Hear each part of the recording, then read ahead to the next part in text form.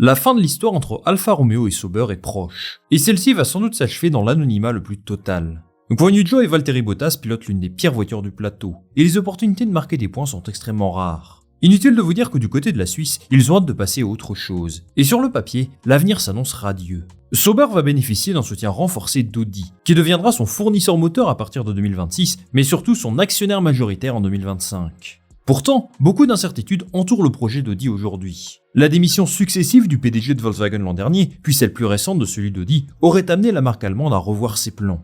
Et oui, certains médias rapportent que la F1 ne ferait tout simplement plus partie du projet.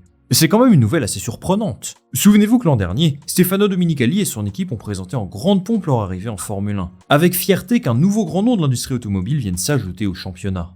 Alors Audi peut-elle vraiment faire demi-tour aujourd'hui? Quelles conséquences ça aurait pour Sauber et pour la Formule 1? C'est ce dont on va parler ensemble aujourd'hui. Le mois dernier, vous avez été un petit peu plus de 50% à regarder mes vidéos sans être abonné. Alors si vous souhaitez me soutenir et m'aider à faire découler le projet, n'hésitez pas à appuyer sur le petit bouton s'abonner. On est parti.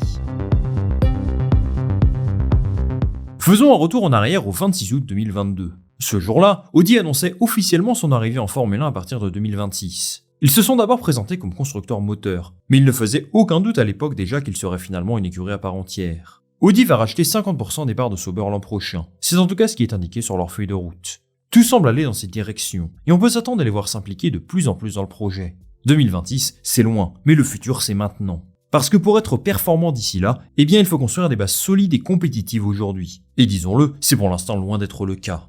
Alors la performance de l'Alfa Romeo cette saison est mauvaise, et pour qu'Audi joue le milieu de tableau dès leur première saison, ce qui est leur objectif, il va falloir apporter beaucoup de changements à l'organisation de Sauber.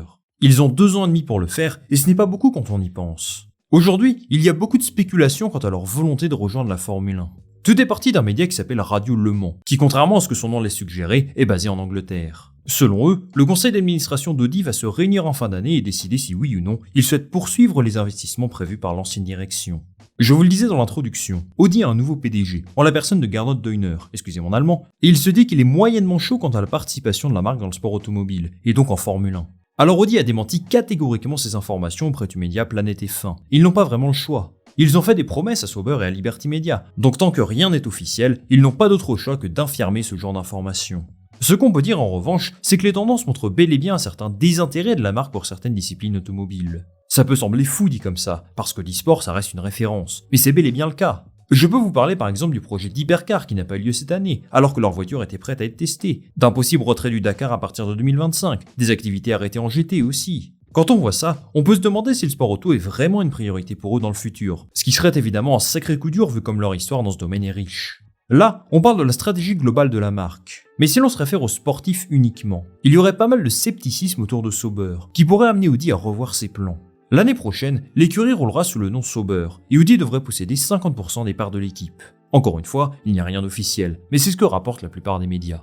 Audi ne devrait pas être l'actionnaire majoritaire de Sauber avant 2025, et même à ce moment-là, l'écurie devrait conserver le nom Sauber. Alors pourquoi, me direz-vous? Certainement pour des raisons économiques, légales et beaucoup d'autres facteurs que le contrat de vente entre Sauber et Audi inclut. Jusqu'en 2026, Sauber reste la propriété de Finra Housing, qui est un milliardaire suédois. Et c'est peut-être lui le cœur du problème. Après tout, son écurie sera vendue à Audi en 2026, donc a-t-il grand intérêt à injecter plus d'argent dans l'équipe d'ici là? Si Audi possède 50% de l'écurie l'an prochain, et que l'autre moitié n'investit pas autant d'argent que prévu, eh bien ça va clairement être un vrai coup dur pour eux, parce qu'ils ne pourront pas travailler convenablement, et faire les progrès nécessaires pour être performants en 2026. Je rappelle qu'Audi ne veut absolument pas débarquer en Formule 1 comme une écurie de fond de grille. Ils ont tablé sur une performance de milieu de tableau à minima, et j'imagine que ça fait partie de leur modèle économique. Le manque d'implication de Sauber peut les faire perdre en motivation, et éventuellement les faire abandonner le projet F1. C'est une possibilité à prendre en compte. Alors vous allez me dire, pourquoi Audi ne comble pas le manque d'argent de Sauber? Eh bien pour 2 raisons très simples. Déjà parce qu'ils ne sont pas encore actionnaires majoritaires, donc ce n'est pas à eux de décider des finances de l'équipe, mais surtout parce que leur argent n'est pas un puissant fonds. Audi est un grand nom bien sûr, mais il faut prendre en compte que Sauber est peut-être l'écurie avec le moins de moyens sur la grille. Et oui, ils ne vont sans doute pas atteindre la limite du budget plafonné cette saison, et il y en a très peu dans ce cas-là aujourd'hui. En plus de ça, Audi est déjà bien occupé à construire des choses de son côté. Je vous rappelle qu'ils vont devenir constructeurs moteurs, et ça les amis, c'est un sacré projet qui nécessite énormément d'argent. En tant que nouveau constructeur moteur, Audi est autorisé par les règlements de la F1 à dépenser 105 millions de dollars cette année, 105 millions à nouveau l'an prochain et 100 millions en 2025. C'est plus que pour ceux déjà présents sur la grille, et c'est une stratégie de la FIA pour attirer davantage de monde dans la discipline. Avant même que le budget plafonné ne soit instauré en Formule 1, Audi avait commencé à investir dans ce projet, ce qui va sans doute les amener à dépenser entre 250 et 400 millions de dollars juste sur la partie moteur. Même pour une entreprise aussi grande, c'est un investissement énorme. En parallèle, beaucoup d'efforts financiers ont été faits dans d'autres domaines. Ils ont par exemple agrandi leur usine principale en Allemagne et ils ont recruté plus de 200 nouveaux employés, un nombre qui devrait s'élever à 300 personnes supplémentaires d'ici à la fin de l'année. Je dois également vous rappeler que la F1 possède un budget plafonné, comme vous le savez sûrement, mais surtout un CAPEX, qui encadre l'acquisition d'immobilisation corporelle et incorporelle, dans le but d'améliorer les performances de l'équipe. Ce CAPEX est une vraie épine dans le pied pour les plus petites écuries, parce qu'il limite en quelque sorte leur potentiel de développement.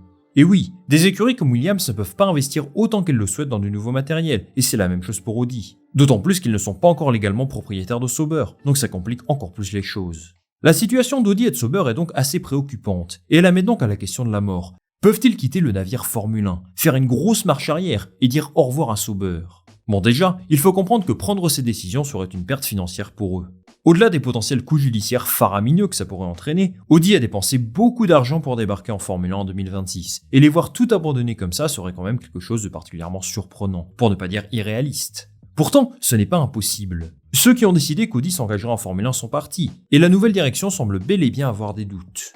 Structurellement et sportivement, les efforts sont là. Je vous parlais de l'extension des usines tout à l'heure, mais on peut également mentionner le recrutement de Sauber, qui a par exemple amené James Key dans leur équipe. C'était le directeur technique de McLaren lorsqu'Andrea Stella était là-bas, donc il y a certainement de la cohérence dans leurs décisions, et une vraie ambition.